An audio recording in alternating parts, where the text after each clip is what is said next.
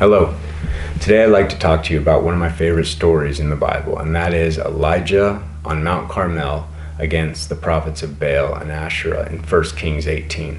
Now, for a little context, Ahab was the king at the time. He was married to Jezebel. I'm sure you've heard that name. But Ahab was in a string of evil kings, starting with Jeroboam. But it does say that he did more evil in the sight of the Lord than any of them, mostly because of the pagan worship that he introduced and the aggressive, vile nature that he ignored the Lord's commands and let Jezebel hunt the prophets of God and try to kill God's anointed. So, we're talking about a very dark time for the Lord's people. There's a famine in the land, which is key to this story. Well, Elijah basically made a challenge. He said, you know what, you bring your 450 prophets of Baal and 400 prophets of Asherah, we'll meet at Mount Carmel and we'll see who the real God is. So they agree to it, and what happens is Elijah talks to the people and says, how long will you falter between two gods? Basically, two opinions. But how long will you try and say you're serving the Lord and then live with the sensuous, worldly lusts that have taken over? Now, that word falter there could be described as lame, meaning they're limping back and forth, lukewarm on the fence, if you will, but it had gotten to a point that God needed to make a real moment of this time. So Elijah says to the people, I alone am left as a prophet of the Lord. Now, why that's important is because Jezebel had hunted and killed many of the prophets. It also says that Obadiah had fed 100 of them, 50 in 2 separate caves, because they had to hide for their safety and were scared of what was coming down around them. So, we've got Elijah left, the boldest prophet, to come out and make an example. Now, he basically said, you know what, we're going to do this. We're going to get some bulls. You make your sacrifice to your gods, call out, and I'll make my sacrifice to Jehovah, Yahweh, the one true Lord, which, interesting, Elijah translates to Jehovah is my God. So, they agree to it, and specifically, actually, Elijah tells them, listen, you cannot put any fire underneath it, and I won't put any fire underneath mine. Why that's important is because a lot of the times, these pagan worshipers would build them on a platform. Someone would go underneath it and light it with fire to make it look like fire had come from the sky. So, with Baal and Asherah being, not only Baal being the possessor, one of the biggest false gods and demons out there, he was known as not only a bringer of rain, but he was a controller. Baal translates to Lord, but this was a possessor Lord. And we've got Asherah, who was compared to the Canaanite fertility goddess, and had to do with water and rain as well. So, when Elijah made this challenge, it made sense, if they have to do with thunder and rain and storms, that it would be easy if they had actual power behind their God. This is actually a great story of greater is he who is in me than he who is in the world, no matter the numbers.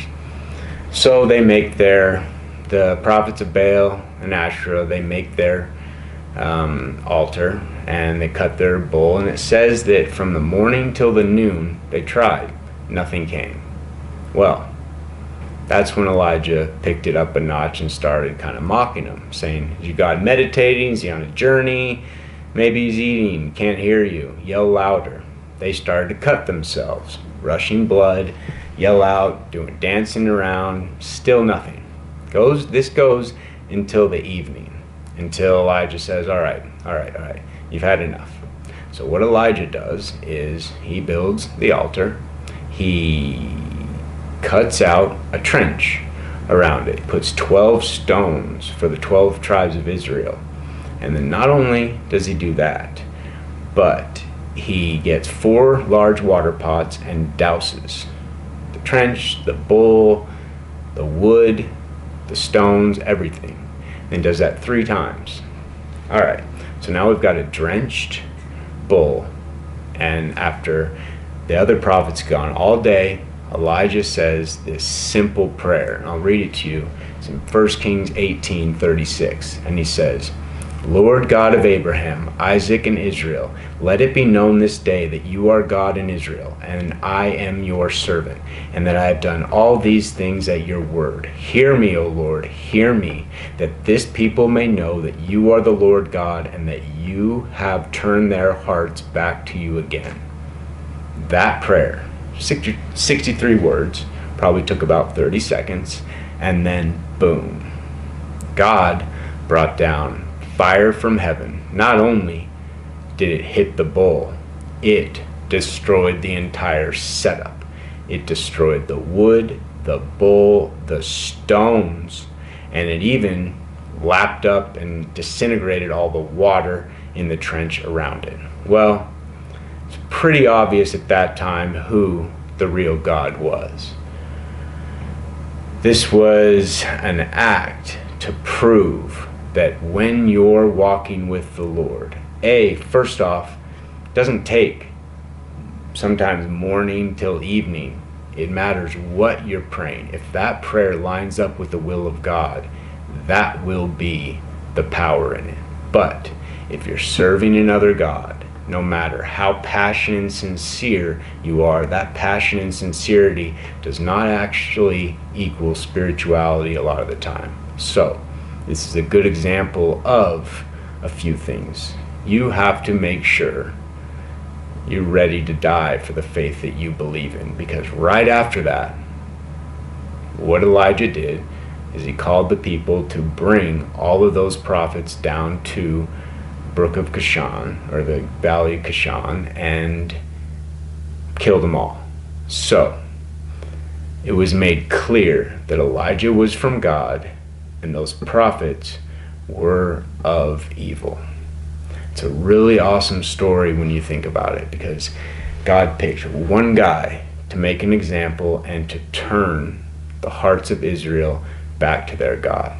Right after that, Elijah prayed for rain, the famine ended, the drought ended, and it was a great example in the Bible of God's supernatural power.